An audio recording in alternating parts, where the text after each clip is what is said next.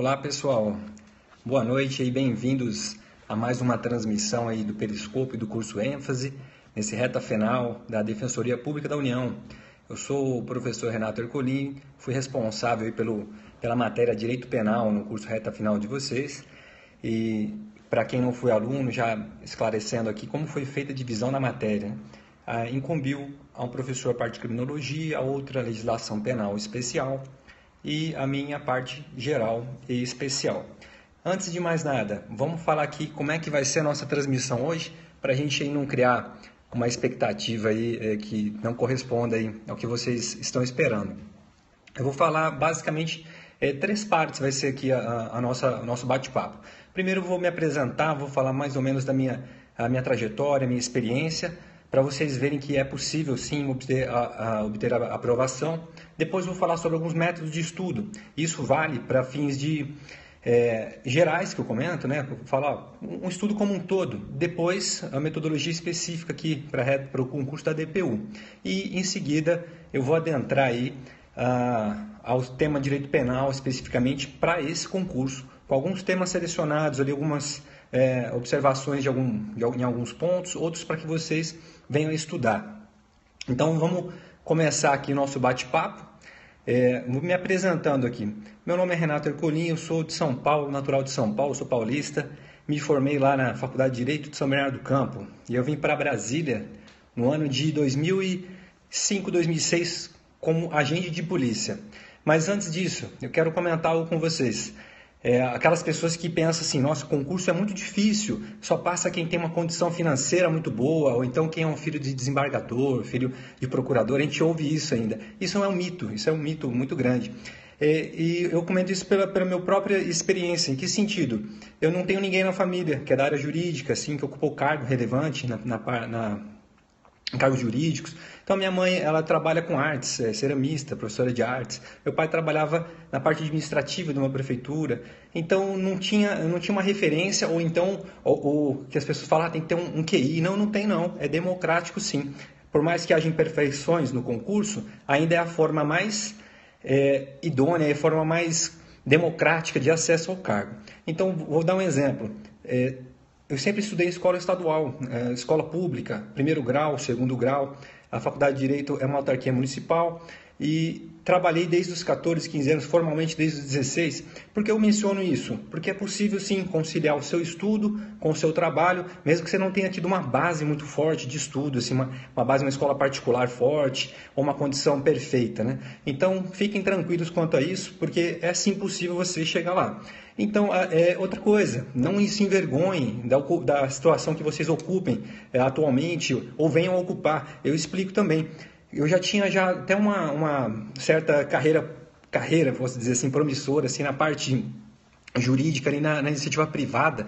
Tinha uma porta aberta bem bacana, empresa de auditoria, consultoria, de renome nacional, até internacional. Eu abri mão disso. Meu primeiro cargo público foi ser oficial de escola. Sabe o que é isso? É o rapaz que faz ali a matrícula dos alunos. Era algo muito, muito tranquilo, pagava um pouco mais salário mínimo. Mas qual que era a minha intenção? Eu queria ter a paz ali para que eu pudesse estudar. Então não se envergonhe. Eu já era formado em Direito, muitas pessoas me criticavam demais. Então não esperem também apoio. Chegar, nossa, faça isso mesmo, os seus projetos nós te apoiamos. Faça no seu tempo, faça tranquilo, compartilhe os seus projetos somente com aquelas pessoas que realmente querem o seu bem, ou estão na mesma vibração que você, querem almejar o mesmo cargo aí. Porque senão você sente uma cobrança, a parte psicológica é que você pode te minar aí a sua aprovação. Tudo bem? Mas voltando. Aí eu vim para Brasília, agente de polícia aqui, eu falo para vocês, hein? Foi a minha maior alegria de aprovação em concurso. Isso aí não tem explicação. Por isso eu comento aqui, quando você consegue sua independência, independentemente do cargo, você é realizado. Depois, na sequência, eu passei para promotor de justiça no estado de Tocantins, concurso CESP. Depois, promotor de justiça no estado de Roraima, concurso CESP também. Fui para Roraima e me chamaram primeiro do que Tocantins. Enfrentei as dificuldades do interior do estado. Voltei para a Polícia Civil do DF, fui como delegado de polícia. Na sequência, passei para juiz de direito em Pernambuco e também para promotor de justiça no MPDFT. Ouvindo assim essa história bonita, você pensa assim, nossa, é uma pessoa genial, né? Não sou genial. Sempre fiquei de exame na escola, sempre fiquei lá de recuperação, que a gente chama, segunda época. Na faculdade, acho que teve só um ano que eu consegui passar direto com nota, sempre tirei a nota mínima para passar. E nessa trajetória de aprovações, isso se deu ao longo de 10, 11 anos. E eu tive milhares de reprovações. E eu falo para você o seguinte, vale a pena cada segundo que você estuda. Essas milhões de aprovação me trouxeram maturidade, trouxe assim para mim, na hora eu não entendia muito bem, eu refletia, mas eu aprendi a estudar com isso e consegui chegar no meu objetivo depois de 10, 11 anos. Fala, nossa, isso aí é muito tempo. Não é, porque é um estilo de vida que você adota. Você começa a estudar, para de ver novela, para de ver coisa fútil, perder seu tempo. Estuda ali sem se privar, ou melhor dizendo, né? Você restringe um pouco a sua vida, mas você não se priva de nada. Então, é possível sim chegar. Porque se eu cheguei, todos podem chegar. Te falo isso, falo vocês com toda a propriedade do mundo. Então, primeira coisa aí, confiança em vocês. Tenham confiança que é sim possível a qualquer um ter acesso aí aos cargos mais difíceis, tal qual o de defensor público da União. Carreira muito nobre, hein? Carreira nota 10. Quem está com aquela ímpeto no coração de ajudar realmente o próximo ali, necessitado, vulnerável, eu torço profundamente para que vocês passem, porque é isso que a gente precisa. Não é almejar um cargo com status, uma remuneração boa, é realmente sim se entregar para o seu trabalho. Com isso você não vai trabalhar nem um dia da sua vida, vai ser sempre uma realização. Tudo bem? Então, feita essa breve apresentação aí, vamos lá falar aqui em relação a metodologia de estudo. Então vamos lá, por que eu mencionei essa questão? Olha, passei em tal e tal concurso. Então vamos lá, Roraima e Tocantins eram os concursos CESP, Pernambuco o concurso FCC, os outros brancas próprias, ok. A primeira vez que passei na segunda fase de concurso CESP foi da AGU. Eu lembro que eu nem queria ser, eu falei, vou fazer, não tenho preconceito em relação a isso, eu queria ser promotor, mas não, vou fazer o concurso da AGU, não tem problema nenhum. E eu lembro que eu passei, fiquei empolgado e falei no quê? Faltou jurisprudência para mim em segunda fase. Faltou e eu reprovei, acho que foi por zero alguma coisa, na época eu não tinha nem prova oral. Mas me valeu muito assim, um aprendizado. E o que eu tiro com base nisso? Vamos lá. Como que foi feito o curso de vocês? Como foi feito o nosso, agora aqui, as nossas dicas de direito penal? Nós mapeamos aqui as provas CESP, as últimas provas do CESP, SEBRASP, né? Quais sejam aqui, a anterior de Defensor Público da União, a Defensor Público de Tocantins, que houve do Rio Grande do Norte, TJDF, algumas provas, MP de Roraima, TRF. Então a gente olha, a gente mapeia e fecha ali. Dentro disso a gente olha o que mais tem caído. Podem observar, quando vocês forem fazer outras provas também, se vierem a fazer, olhem a banca, olha lá, CESP, FCC, eles têm um padrão de temas de relevância que mais caem. Com base nisso, vamos direcionar o estudo. Vamos chegar e falar, bom, está caindo sempre tal tema, de cada 5 provas, em 3 está caindo, em 4 está caindo. Foquem nisso. Às vezes a gente quer exaurir um tema complexo que não foi cobrado em nenhuma das provas. Então essa foi a forma que a gente adotou para fazer o material de vocês, a aula de vocês, e hoje especificamente as nossas dicas, tá? Então é assim, é criterioso. Qual que é a dificuldade, por exemplo, mapeamento de banca? CESP, FCC a gente consegue, eu falo banca terceirizada, né? Desses 2 exemplos. Mas bancas locais já é mais difícil esse trabalho. Você às vezes não pode se pautar na prova anterior. Você tem que olhar quem são os examinadores hoje e ver os temas que ele escreve. Então, se você tem lá um especialista em consumidor e que escreve de ambiental também, ele vai ser responsável por difusos. Já dá para saber que nem ele vai seguir, né? Então, vamos olhar ali para a banca e direcionar. Mas nesse caso, o nosso trabalho aqui, especificamente, incumbiu a nós fazer essa parte. Vamos falar de formas de estudo aqui? Vamos lá. Forma de estudo, claro que ela vai variar conforme a rotina, né? E eu sugiro a seguinte forma, isso de uma forma genérica. Divida o tempo conforme a importância das matérias ou peso de cada um. Então, é claro, né? Se você tem ali uma prova que cai 15 questões de penal e cai apenas 8 questões de tributário, você vai estudar naturalmente o dobro de tempo de penal para tributário. Isso parece elementar, mas é comum a gente ver, falar, olha, eu tenho muita dificuldade em eleitoral, então vou estudar até exaurir essa matéria. E você vai ver na prova que cai 2 questões de eleitoral. Será que vale a pena seguir esse caminho? Como estratégia, eu digo que não. E uso o exemplo próprio meu. Quando eu passei para Roraima, caía direito agrário, direito sanitário, direitos que eu falei, nossa, eu nunca estudei isso. E sabe o que eu fiz? Eu realmente optei por não estudar. Por quê? Porque a prova era de certo e errado. É o mesmo esquema de vocês aqui. É a prova de uma certa, ou melhor, uma errada anula uma certa. Então, se eu posso deixar de responder, eu não tenho essa necessidade de ter que exaurir todos os temas. Peguem os principais. Se vocês não sabem, não chutem, fica tranquilo. E isso dá um pouco de insegurança na gente. A gente fala, nossa, marquei as assertivas, marquei muito poucas.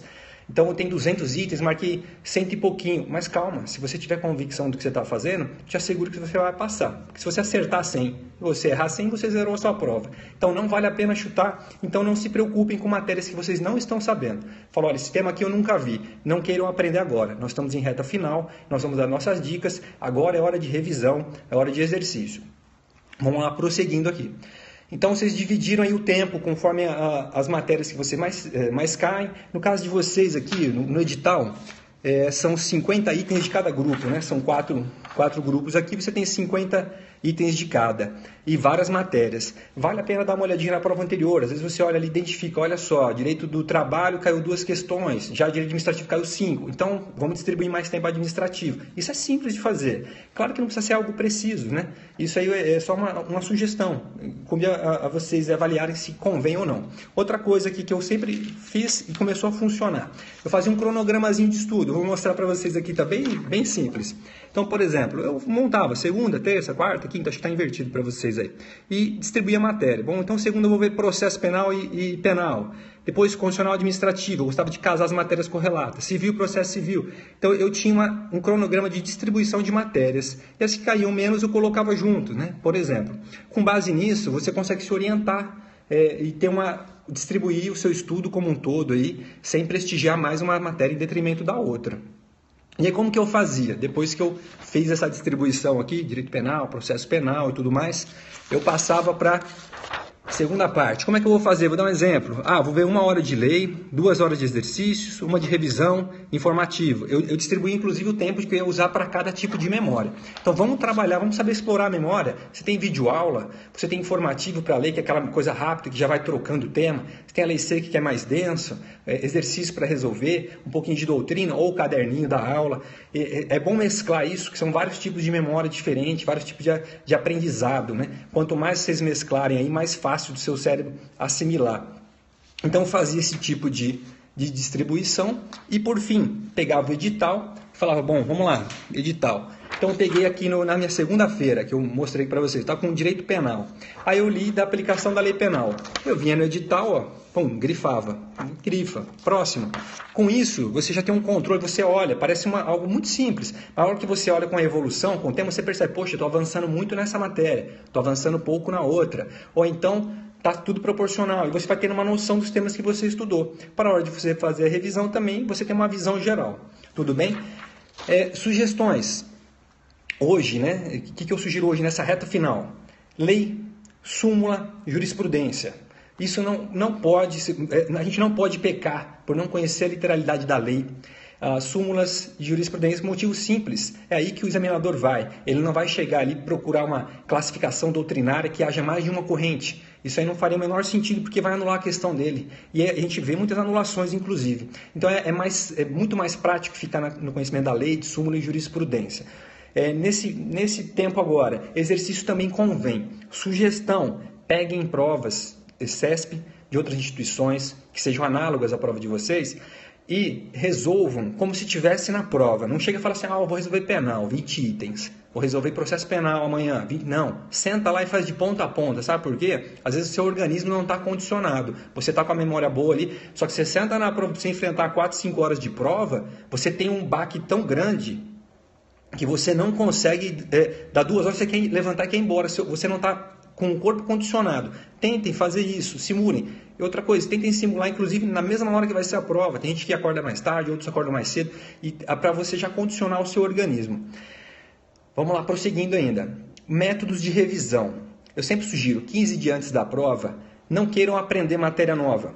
Peguem o que vocês já estudaram e façam a revisão. Cheguem ali, peguem e falam, agora eu vou rever, eu vou pegar tudo que eu vi, não importa o que ficou para lá, sem problema nenhum, mas eu tenho que acertar o que eu fiz, o que eu acertei. Como fazer essa revisão? Se você fez um cursinho ali, pegue o seu caderninho que você anotou e vá no seu caderno. Pegue os temas que chamam mais atenção e puxe lá na lei e leia a lei. Informativo, você tem hoje o site sensacional do Dizer o Direito. Entra lá, professor Márcio, sensacional. e baixe ali, acompanhe, né? Ou então baixe as revisões que ele deixa pronto ali, que elas são bem direcionadas, bem pontuais também. Um método de estudo que existe é o seguinte: você estudou hoje a matéria segunda, amanhã, antes de você iniciar a matéria da terça, você faz uma revisão da segunda. Aí na quarta, antes de começar da quarta, faz a revisão da terça. E assim sucessivamente. Isso é uma forma de estudo. Outra, revisão, todo final de semana rever toda a matéria. Isso habitualmente, tá? Não estamos falando especificamente nesse momento. E tem uma outra que é muito interessante, caso vocês vão estudar já para a segunda fase também, de você estudar a matéria, aí vai para o dia seguinte, rever a matéria. Vai para outro dia, rever as duas anteriores. Vai para outro dia, rever as três. Parece que isso é o fim do mundo, né? Mas não é. Acreditem que isso é possível fazer. Eu tentei fazer, eu me perdi no início e tal, mas depois que você pega o ritmo, você lê muito rápido. Coisas que você lia em 1 hora, em 2 horas, você passa a ler ali em 10 minutos, 5 minutos. A memória visual é tão boa que você vai bater no olho e você já decora. É sensacional. Prosseguindo ainda, que a gente já vai entrar na parte jurídica aí, que é o que é nosso foco principal. Mas é bom a gente conversar nessa partezinha aqui de formas de estudo. Vamos lá. Primeira coisa, vamos falando aqui, né, muita informação. Tem que estudar assim. Calma, cada um tem uma metodologia. Tem gente que trabalha e estuda, tem gente que não está trabalhando, está só estudando, tem a carga horária diferente, tem família. Calma, coloque ele dentro das suas possibilidades. Eu tinha uma época que eu estudava apenas 2 horas por dia. Só que todo dia eu acordava, lia 1 hora de lei seca e ia para um outro tema depois de 1 hora. E no sábado eu dava uma intensificada de 4 horas. Acreditem que foi a melhor época que eu tive de rendimento. Eu fiquei impressionado, eu já estudei muito mais, mas parece que eu estava tranquilo, tinha uma constância e funcionou. Então não se preocupem com a carga horária em si. Claro que quanto mais, melhor, desde que você respeite o seu corpo. Eu não consigo passar de 4 horas, 4 horas e meia para mim, eu já estou no limite, eu não consigo render mais, mas cada um vai ter a sua peculiaridade. Erros que eu cometi: deixei de fazer atividade física. Não deixem. Ela fala, olha, mas eu não tenho tempo para fazer atividade física. Acredito que você não tem tempo. Mas você pode, por exemplo, dar uma caminhada, tomar um sol, olhar o sol que eu falo, né?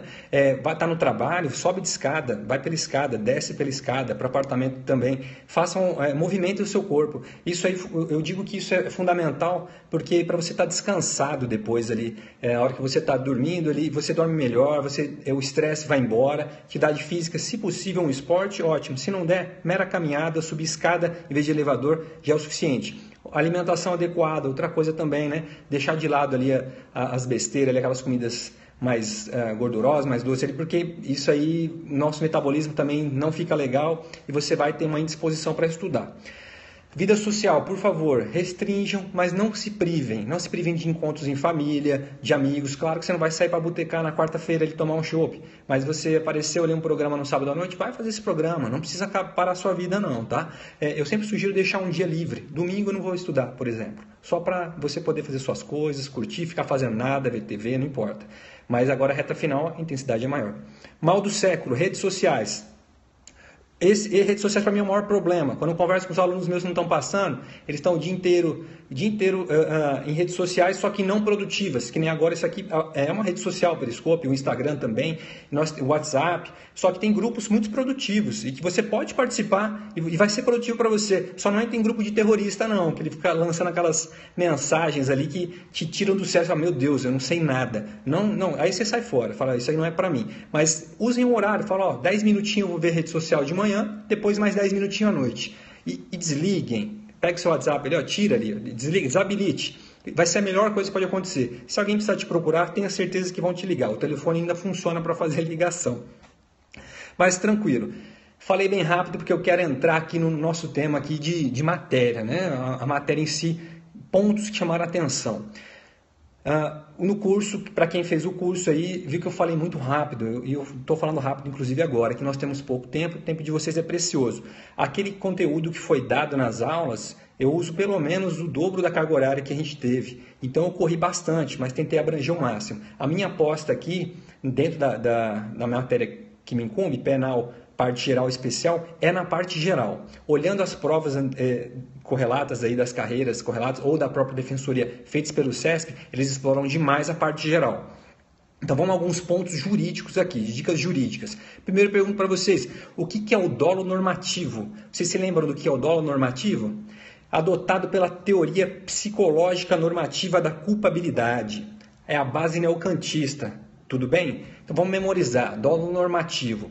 Teoria psicológica normativa da culpabilidade. Base neocantista. Qual que é a característica e é o que cai na prova? Esse dolo integra a culpabilidade, ele integra o terceiro substrato ali do fato típico. Fato típico, antijurídico e culpável. Ele integra aqui, ó, a culpabilidade. Quais são os elementos dele? Nós temos aqui a consciência, a vontade e a consciência atual da ilicitude.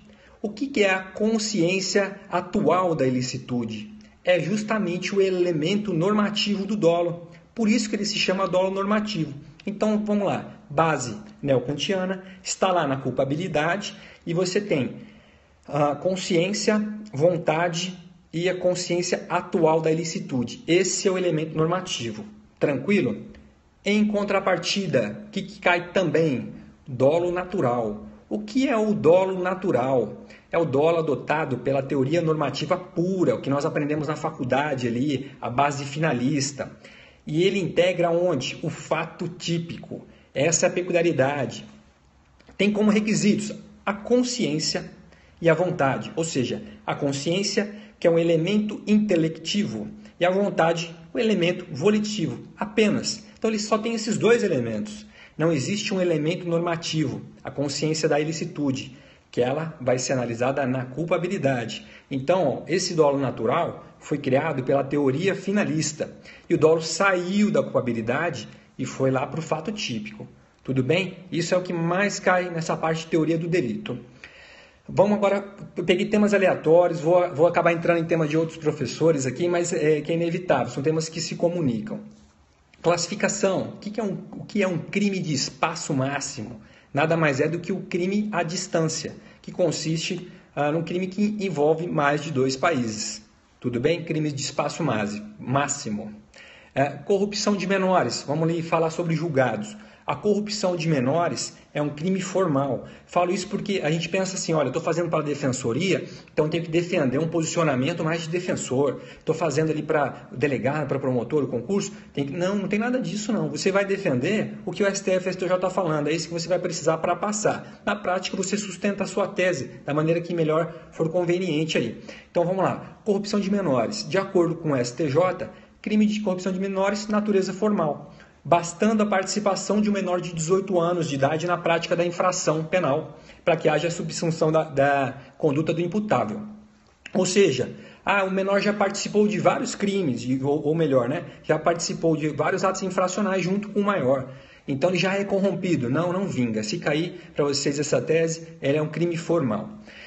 Vamos falar de dosimetria da pena? Eu trouxe muitos temas de dosimetria da pena aqui que eu achei bem interessante. Então, primeira coisa, quando houver 2 qualificadoras ou 2 majorantes, como que a gente trabalha isso?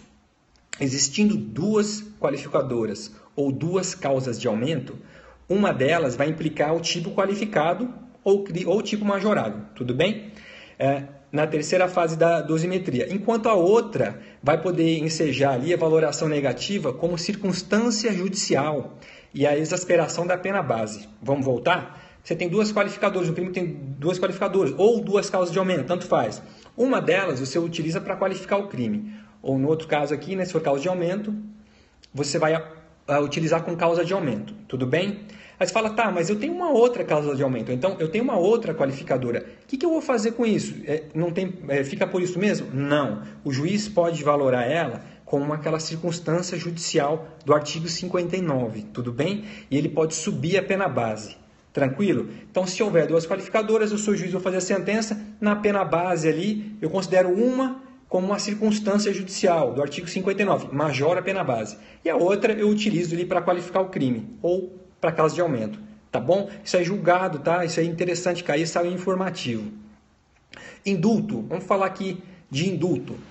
O indulto é um ato privativo do presidente da República, que tem por escopo extinguir os efeitos primários da condenação. Isto é, a pena de forma plena ou parcial. Então, o indulto pode ser pleno ou pode ser parcial. Ato do presidente da República. Agora, por que eu mencionei aqui? Extinguir efeitos primários da condenação.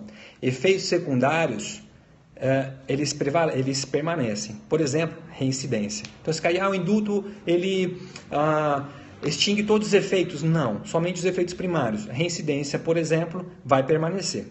Súmula 535 da STJ, deixa eu colar ela aqui. Vamos lá. A prática de falta grave não interrompe o prazo para fim de comutação de pena ou indulto. Tema muito bom para estudar. Falta grave na lei de execução penal. Então, às vezes cai só a lei, né? Onde está prevista a falta grave? E as médias e as leves? Isso aí está no artigo ali, na falta grave, lá está na própria lei de execução penal. A prática da falta grave não vai interromper o prazo para comutação de pena ou indulto. Tudo bem? Vamos lá falar de crimes culposos aqui, uns temas específicos. Polêmica, coautoria e participação é possível? É admissível, segundo o entendimento doutrinário e jurisprudencial, a possibilidade de concurso de agentes em crime culposo, quando ocorrer um vínculo psicológico na cooperação consciente, na conduta do outro. Vamos voltar. Então, é possível haver participação ou coautoria nos crimes culposos? Calma.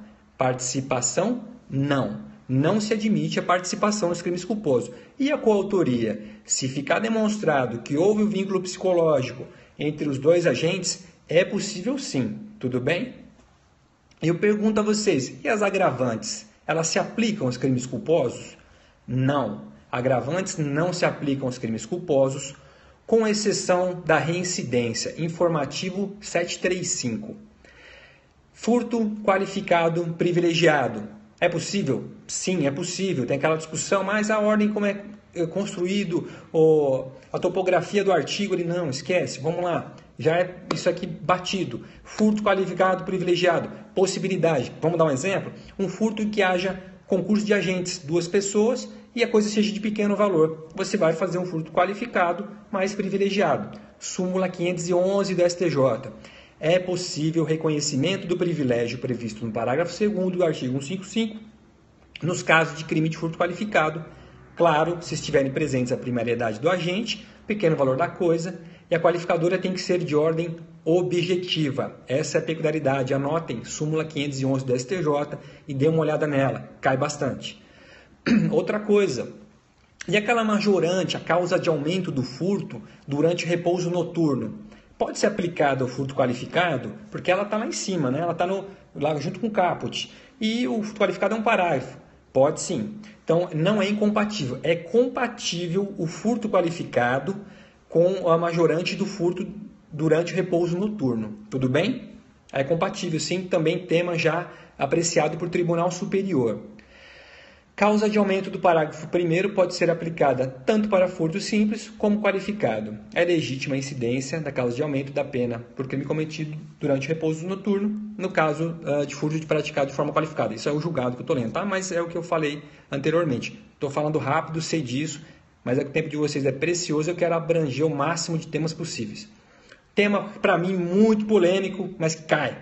Interrupção da gravidez. Antes a gente tinha somente aquela situação do anencéfalo e tudo mais. Olha só, interrupção da gravidez no primeiro trimestre da gestação, provocada pela própria gestante ou com seu consentimento, hein? Pode haver ali um terceiro. Não é crime, não é crime. Informativo 849 do STF. Interrupção da gravidez do primeiro trimestre da gestação, provocada pela própria gestante ou com seu consentimento, não é crime. Se tiver curiosidade de ver o teor ali, vá para esse informativo. Outros temas que eu sugiro estudar, que cai muito, eu não vou conseguir abordar aqui, que é um tema grande, tem no material de vocês, para quem fez o curso.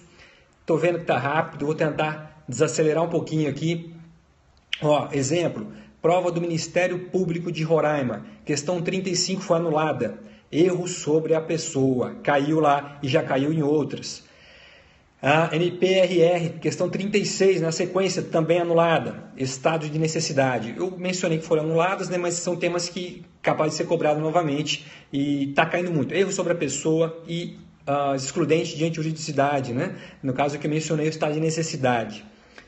Outra coisa que cai muito, mas cai muito mesmo, isso aí eu oro para vocês, estudem. Princípio da insignificância, impressionante quanto o CESP gosta disso. Então, vetores, memorizar aqueles 4 vetores do STF, tudo bem? Está lá na apostilinha nossa. Vamos trazer aqui mais a questão específica que caiu ultimamente.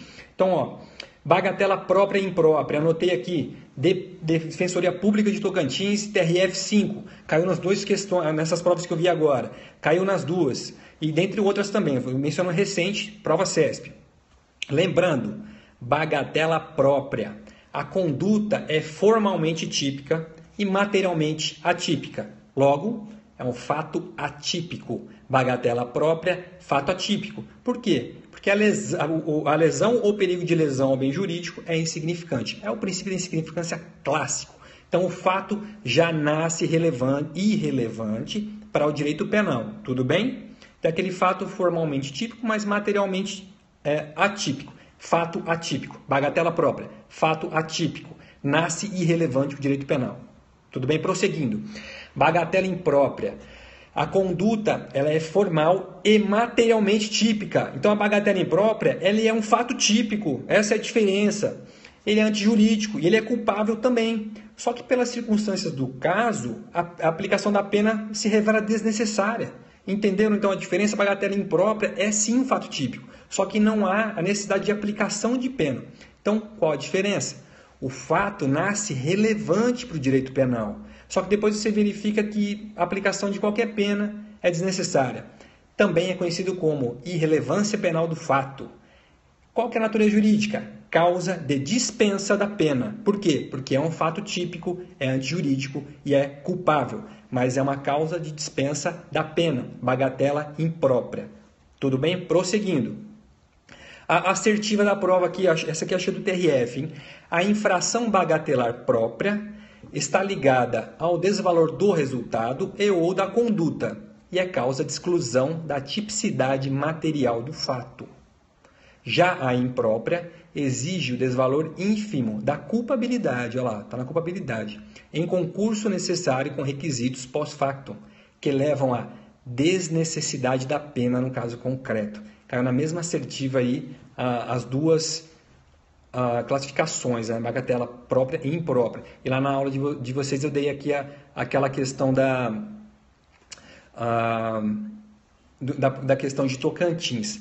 Delegado pode reconhecer a bagatela? Isso não está pacificado. Eu fui delegado de polícia, eu tinha um entendimento que seria possível, só que como é muito reticente entre os tribunais, na época eu lembro que eu me ficava com receio de responder. Então eu não enfrentei o tema na prática para saber. Hoje eu sustentaria para uma prova que não é possível, porque a gente não tem nenhum precedente do STF, do STJ aí nesse sentido. Eu particularmente aí, eu sei que é um tema polêmico, porque existem várias circunstâncias, às vezes você não tem acesso a um sistema que a pessoa tem uma passagem no outro estado, o delegado não consegue ver na hora, ele aplica o princípio e aí depois descobre que é um criminoso habitual. Então, para a prova, não pode, tudo bem? Não estou falando que é minha opinião pessoal, não. Mas vamos prosseguir aqui. Descaminho, vamos falar de descaminho. Insignificância, estamos dentro da significância ainda. Vamos lembrar dos valores? STF, até R$20.000, tudo bem? STJ, até R$10.000. Por que isso? Eles utilizam ali um parâmetro das execuções, né? Falam, olha, se o Estado, a União não está entrando com execução até esse valor, por que eu vou trabalhar aqui na parte penal aí? Então, esse é o princípio aí da intervenção mínima de direito penal, STF, descaminho, parâmetro, tem que saber, R$20.000, até R$20.000 para o STF, não é insignificante que no descaminho. Para o STJ, R$10.000, tem lá nos julgados também nos compilados.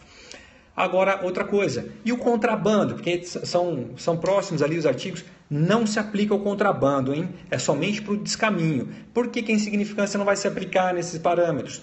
Porque a mercadoria no contrabando é proibida, então há um desvalor da conduta, né? É mais grave. Se você olhar a pena dele lá, é de 2 a 5 anos. Não cabe suspensão condicional do processo, admite a prisão preventiva, o prazo prescricional passou a ser 12 anos. Então, olha só, para contrabando não cabe suspensão condicional, ou não cabe o princípio, suspensão condicional também não, princípio da insignificância, tá bom? Tema que eu queria abordar, que eu não consegui pegar com vocês na aula aqui, eu vou trazendo. Crimes ambientais, admite-se sim, princípio da insignificância, tudo bem? E, a propósito dos crimes ambientais aqui, vamos lembrar que é possível a responsabilização penal da pessoa jurídica por delitos ambientais, independentemente da responsabilização da pessoa física que agia em seu nome. Lembra disso aí? Aquela teoria antiga dupla imputação, ela não prospera mais, tá bom? Então não se aplica o princípio da insignificância. Prosseguindo aqui, vamos lá, peraí, que me perdi aqui. Tá, então, aqui, entrar. Dupla imputação não vinga mais, tá bom? Pode responsabilizar somente a pessoa jurídica. Não se aplica o princípio da insignificância também para o crime de posse e porte de droga para consumo pessoal, certo? Vamos questão de concurso essa aqui, é justamente essa expressão. Exemplo da autoria imediata, utilização de inimputáveis para a prática de crime. Então, ela difere da participação em razão do domínio do fato. Vamos lá dar uma olhadinha também no princípio da fragmentariedade, hein? Que ela é bem interessante, cai bastante também. Execução penal, quero conversar um pouquinho com vocês de execução penal, que está sendo muito cobrado. Questão 38, essa aqui é do Ministério Público de Roraima. O inadimplemento da pena de multa imposta ao sentenciado impede a progressão de regime, ou seja, não pagar a multa, o sentenciado ele não vai poder progredir, certo? Vamos lembrar, salvo se ele comprovar absoluta impossibilidade econômica. Então, se ele provar que não tem condição de pagar, isso aí não vai impedir a progressão de regime. Isso é tema bom para a defensoria. Drogas, dosimetria da pena. Natureza e quantidade de droga não pode ser utilizada concomitantemente na primeira e na terceira fase da dosimetria da pena, tá? Da bis in idem aí. Se utilizar na primeira e na terceira a quantidade e a natureza da droga. Artigo 43 da Lei de Drogas prevê a causa de aumento em caso que o crime seja cometido em transporte público. Lembra daquele julgado que fala o seguinte? Se o agente leva a droga no transporte público, mas não comercializa dentro dele, não vai incidir essa majorante. Tá, então vamos memorizar isso daí. Está transportando ali no transporte, por si só vai ser uma causa de aumento? Não, só se ele comercializar lá. Outra coisa, combinação de leis. Não pode. Súmula 501 do STJ, eu vou dar um exemplo aqui. É cabível a aplicação retroativa da Lei 11.343, a Lei de Drogas, desde que o resultado da incidência das suas disposições na íntegra seja mais favorável do que a lei anterior, sendo vedada a combinação de leis. Então, se cai que pode mesclar a lei para beneficiar o réu, não pode mesclar a lei. Prosseguindo em dosimetria, maus antecedentes. A existência de inquéritos policiais ou de ações penais sem trânsito em julgado não pode ser considerado como maus antecedentes. Então, se há lá inquéritos, ações penais que estão sendo processados ainda, está em investigação, isso aí não pode ser considerado maus antecedentes. Julgado do STF também, informativo 772. Dosimetria, conduta social. Condenação anterior transitada e julgada não pode ser utilizado como conduta social desfavorável, tá? Informativo 825 explica lá o que é a conduta social. O que a gente precisa memorizar aqui é que ela não pode ser utilizada como desfavorável aí às condenações anteriores transitadas em julgado. E as condenações posteriores? Condenações por fatos posteriores ao crime não podem ser utilizadas como fundamento para valorar negativamente a culpabilidade, a personalidade e a conduta social do réu. Informativo 535 STJ. Então, condenação posterior não pode ser utilizada para valorar de forma negativa culpabilidade, personalidade, conduta social do réu. Tá pesado aí, mas vamos mandar bala que tem bastante coisa.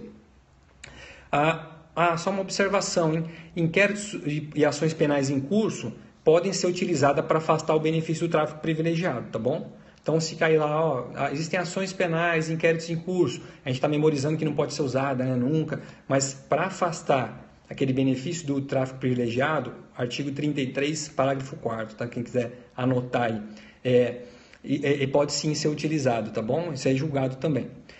Regime inicial, crime hediondo equiparado. Vamos lembrar da alteração ali, ó, entendimento desde 2012. Regime inicial nas condenações por crimes hediondos ou equiparados, como o caso de tráfico de drogas, aí, não tem que ser obrigatoriamente o fechado. Pode ser semiaberto ou aberto, conforme os requisitos aí do Código Penal, né? Essa aqui é interessante. Veja só. Redução do prazo prescricional para condenados maiores de 70 anos. Quando que você afere isso? No momento da sentença. Todos nós sabemos isso. Tá bom, agora eu pergunto, e se ele completar 70 anos depois, só que seja no momento anterior ao julgamento de sua apelação?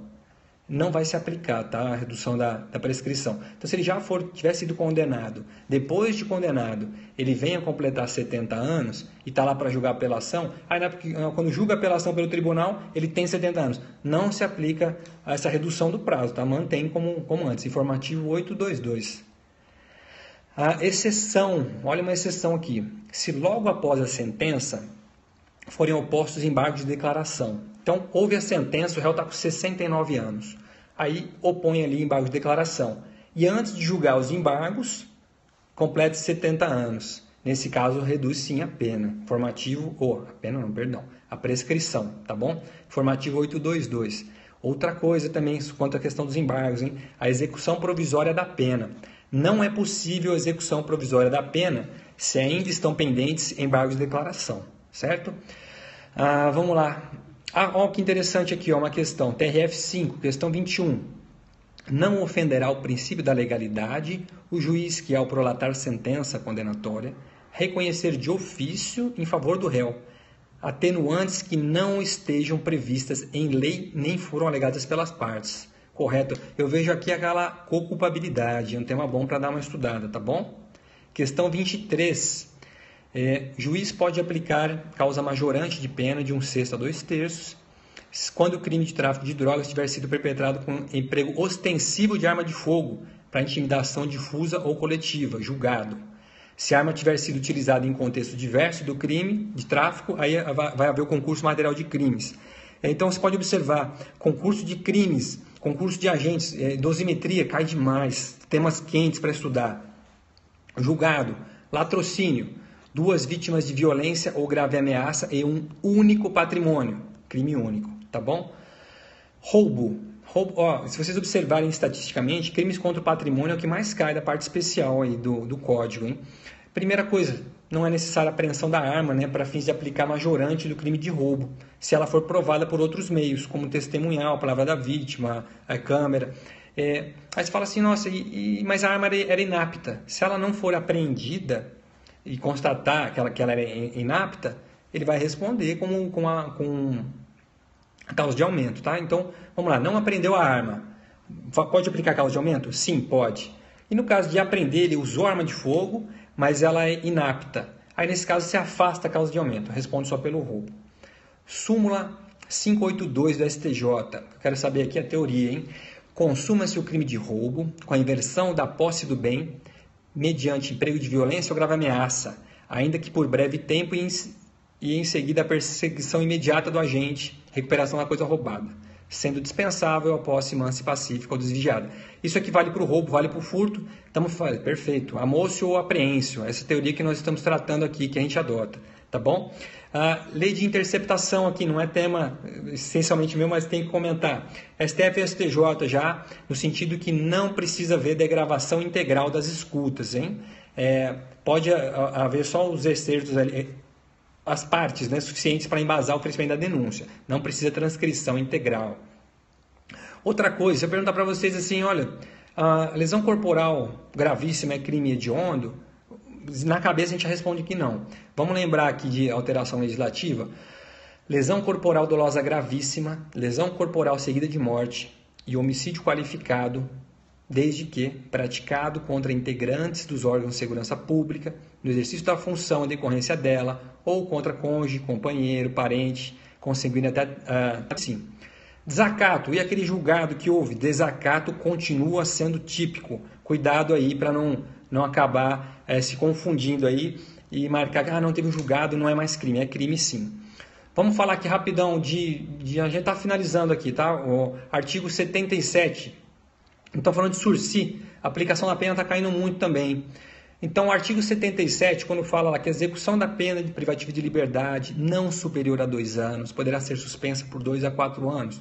Esse aí é o sursi simples ou comum. Quero falar da classificação, não vou ficar lendo não. Sursi simples ou comum, artigo 77 e 78, parágrafo 1º. Depois, parágrafo 2º, a execução da pena privativa de liberdade não superior a 4 anos poderá ser suspensa de 4 a 6. Maior de 70 anos, sursi etário. Razões de saúde, sursi humanitário. Tudo bem? Que mais? Vamos passando aqui o artigo. O parágrafo 2º aí do que ele fala que se o condenado houver reparado o dano, salvo impossibilidade de fazer, depois dê uma olhada, mas anotem, é o sursi especial. Então eu quero só que vocês memorizem que tem o simples ou comum, etário, humanitário e o sursi especial ali no parágrafo 2º do 78. Crimes ambientais, alguma coisa que eu quero falar aqui, só uma observaçãozinha aqui bem interessante.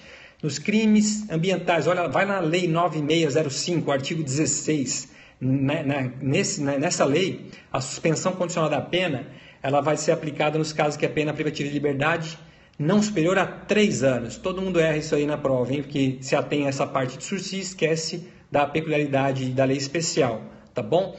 Outra pegadinha, isso cai demais, mas demais. Artigo 27 da lei aí, de crimes ambientais. Quando o crime ambiental for de menor potencial ofensivo, você pode sim fazer a transação penal, mas desde que tenha havido a prévia composição do dano ambiental, tá bom? Salvo impossibilidade de fazê-lo. Então, para fazer transação penal em crime ambiental, tem que haver a prévia composição do dano ambiental, por favor. Livramento condicional, lembrar dos prazos, né? O cumprido mais de 1/3, a pena privativa tem que ser igual ou superior a 2 anos, cumprida mais de 1/3 se ele não for reincidente, mais da metade se for reincidente, e mais de 2/3 crime hediondo e a tortura, tráfico e drogas, terrorismo, tudo mais. Tudo bem? Pessoal, a gente já está chegando aqui no final do nosso tempo aqui. Eu falei muito rápido, eu sei disso, mas se deu para pegar alguma coisa, pelo menos alguns temas que a gente está postando aqui, já fico muito feliz. Eu só vou mencionar alguns que eu não vou conseguir abordar aqui, mas que é interessante. Imunidades do presidente da República. Dá uma olhadinha nisso daí, especialmente pelo momento que a gente vive. Imunidade do advogado, defensor público, aquela questão da ofensa, rogado de juízo e tudo mais. Outra coisa, crimes omissivos impróprios. Tranquilo, dá uma olhadinha. Classificações de infração penal, é interessante olhar, a classificação é tranquilo. O CESP não traz muitas teorias incomuns, que nem o que é o garantismo hiperbólico monocular, lembra disso? Eles não costumam apostar nisso, então ele fica mais nesse padrão, nesse basicão. A propósito, o garantismo hiperbólico monocular teoria lá, eu acredito que seja até idealizado por ele, pelo Douglas Fischer, o procurador da República. Basicamente seria um garantismo que só olha para o réu. Então ele é hiperbólico, ele é dilatado e ele é com monocular porque é só um lado. Então ele só dá muita garantia para o réu, mas esquece da sociedade. Então aquela vertente positiva, vertente negativa, lembra disso? Do garantismo? Então o hiperbólico monocular seria uma crítica, né, que o procurador da República faz, falando que no Brasil trouxe aí parcialmente a teoria, o garantismo, aí, só beneficiando o réu de forma demasiada. Mas é difícil cair em prova certa. Eu comentei porque eu lembrei aqui. Outra coisa, em temas que eu aposto aqui também, para a gente finalizar. Perdão judicial na colaboração premiada. Denominada aí para alguns ponte de diamante. Peguem, dê uma olhadinha no rito da colaboração premiada ali, as peculiaridades, que também está muito na moda. Lembrando, ponte de ouro, artigo 15, né, desistência voluntária, arrependimento eficaz, e a ponte de prata, o arrependimento posterior, nas condições ali que traz a lei. Olha, eu tinha separado muitos temas aqui, mas é muito pouco tempo para a gente conversar. Eu só espero que de alguma forma vocês tenham pego aí, aproveitado alguma coisa que eu falei, qualquer coisa que eu falei, se conseguir aproveitar, seja na parte de que vocês podem acreditar em você, que é possível sim passar, porque todo mundo passa. Todos os meus amigos, eu falo, todos os amigos meus que não desistiram passaram, todos sem exceção, hein? Sem exceção. É possível sim. Uns demoraram 6 meses, outros demoraram 15 anos, mas eu falo que é gratificante. Eu demorei 11 anos para chegar onde eu queria finalmente, mas te digo, com 2 anos de estudo, como agente de polícia, eu já era muito feliz e vale muito a pena. Só por fim aqui, deem uma olhadinha, artigo 81A e B da Lei de Execução Penal, porque é atribuição da Defensoria Pública, tá bom? E outra, por fim, prometo que é a última. Permissão de saída, artigo 120, e saída temporária, artigo 122. Por quê? Para não confundir quando que o diretor do estabelecimento pode autorizar a saída, permissão de saída, e quando que é o juiz ali na saída temporária. Tá bom? Pessoal, obrigado aí pela atenção. Dê uma olhadinha, tem mais coisa, né? Remissão também vale a pena olhar, mas tem no material de vocês, nos julgados ali, vocês podem dar uma conferida lá. Espero ter colaborado, torço muito por vocês. Se não der esse concurso, não desistam, continuem. A gente, às vezes, não escolhe o concurso nos escolhe. Torço demais por vocês. Quem tem um propósito nobre aí no coração de ajudar o próximo, aí, eu tenho certeza que vai conseguir ter um desempenho extraordinário. Tá bom? Fiquem com Deus aí. Boa sorte e boa prova para vocês.